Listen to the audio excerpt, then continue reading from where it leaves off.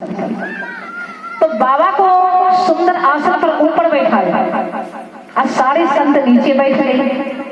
अब सारे संत जो नीचे बैठ गए ना, तो सारे संत सामने बाबा को बैठकर भगवान की कथा वर्णन करने लगे। और ऐसी कथा वर्णन करते कि गोस्वामी बाबा लिखा कि राम कथा मुनि बड़े जे बखानी, राम कथा मुनि बड़े जे बखानी, राम कथा मुनि बड़े जे बखानी, राम कथा मुनि, राम कथा मुनि बड़े जे बखानी, सुनि महेशो परम सुख मानी, सुनि महेशो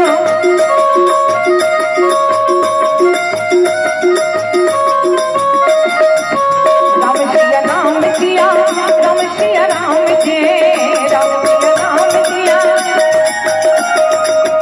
राम सिया राम सिया राम सिया राम सिया राम जय राम सिया राम सिया राम सिया राम जय राम सिया राम सिया राम सिया राम जय राम सिया राम सिया।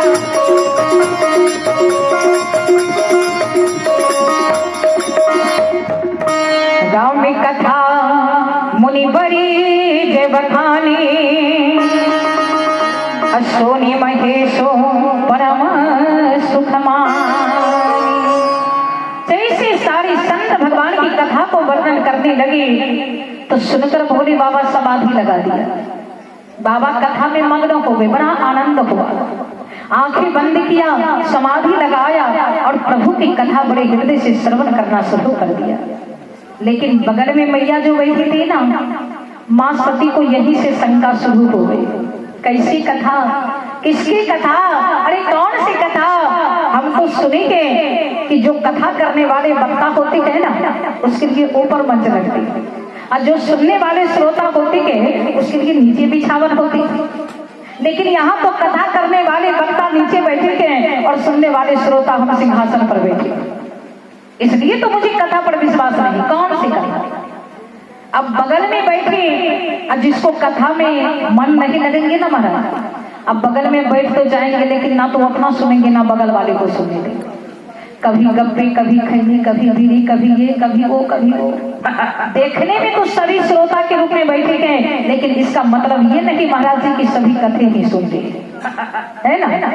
अब देखिए यहाँ दो ही श्रोता हैं, एक भगवान शंकर और दूसरे मैया सती। लेकिन एक भगवान की कथा सुन रही है तो दूसरे वहां बैठकर महाराज जी कोई मतलब नहीं है कथा से।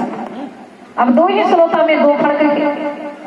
मैया कोई कथा नहीं सुनी, श्रोता बन के तो बाबा के पास बैठी, लेकिन भगवान की कोई कथा नहीं श्रवण किया। बाबा समझ गए, देवी मुझे पता है कि तुम श्रोता बन के मेरे पास तो बैठ गई हो, लेकिन तुम भगवान की कथा नहीं सुन रही हो। याद रखना सती, जो भगवान की कथा के स्तर तक पहुंचकर जो प्रभु की कथा जीवन में श्रवण नहीं करते हैं ना, उसे जीवन में कभी कल्याण होने वाला नहीं है। और इसका परिणाम तुम्हें क्या होगा ये तो शायद भगवान के जाने। भोले बाबा संतों के मुख से कथा सुनते सुनते महाराज जी बहुत दिन बीत गए। प्रभु के बाल लीला से कथा लेकर कुंभज ऋषि ने जब भगवान की 14 वर्ष की वनवास की कथा आई तो भोले बाबा के मन व्याकुल होने लगे। अब मुझे पता चला कि प्रभु श्री राम को 14 वर्ष के वनवास हो चुका है। और हे प्रभु, अगर जिसकी कथा सुनने के लिए मिल रही है ना, अगर एक बार उसके दर्शन जीवन में हो जाते तो बड़ी आनंद होती।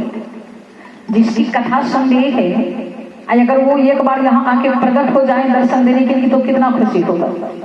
किसको किसको खुशी मिलेंगी मैया? एक बार हाथ उठाएंगे तो बोलिए श्री सीताराम महाराज जी की, शंकर भगवान की महाराज जी। अब भगवान शंकर ने जैसे वनवास की कथा संतों के मुख से सुना कि भोले बाबा के मन व्याकुल हो गए और सारे संत से कहा कि महात्मा सुनो, मैं बहुत दिनों से प्रभु की कथा सुना, लेकिन अब मेरे मन करते हैं कि अब मुझे विदाई दे दो, मैं जाऊंगा। सारे संत बड़े आनंद वाली भोलेनाथ जैसी आपकी इच्छा हो प्रभु। सारे संत मिलकर संतों को विदाई किया, लेकिन विदाई होकर जब मां सती को साथ में लेकर बाबा लौट रहे थे तो तुलसी बाबा वहीं पर खड़े थे महाराज। और जैसे बाबा के साथ मैया को देखा कि देखते ही तुलसी बाबा समझ गए मां जाते वक्त कितना सुंदर मेडल दिया था। जगत की माता के लिए, विश्व के माता के लिए थी, जगदम्बा भगवती दुर्गा के लिए थी, लेकिन मां